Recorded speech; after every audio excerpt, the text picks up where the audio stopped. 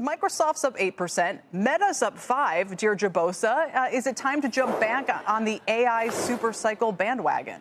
I know, I hate to be the wet blanket, but I mean, just look at how CapEx sort of functions in this AI era. It's been recast, not as a cost, but a signal, a commitment to staying in the race that Wall Street is actually rewarding. And so nobody wants to be the first to blink, because pulling back could suggest that demand isn't as red hot as expected or as others are seeing. So last night, Microsoft held the line on CapEx. Meta raised its spend, but that didn't quite put to bed some of the broader concerns around sustainability, return on that spend, and whether this pace is actually disciplined or just out of fear of falling behind. Take the scale of Meta's spending. It is absolutely eye-popping when you put it into context.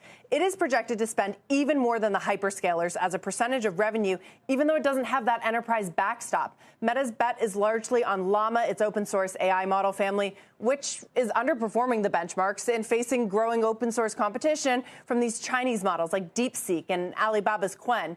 And even though Meta upped its spend last night, depreciation is set to spike, and its CFO told investors that infrastructure build-out costs, they will rise, driven by supply chain uncertainty and potential tariff impact. Now, meanwhile, there was Microsoft, okay, it reaffirmed, but CapEx last quarter was actually its first quarter-over-quarter decline in years. And that is a potential yellow flag, at least if you're betting on uninterrupted AI build-out. So, Kelly, digestion or recalibration, that is really what sort of has hurt the AI trade over the last few months, really since DeepSeek. That's not totally off the table, despite what we heard last night, despite the sort of enthusiasm that we're seeing in the Meta and Microsoft stock prices. Amazon will certainly be an important signal tonight.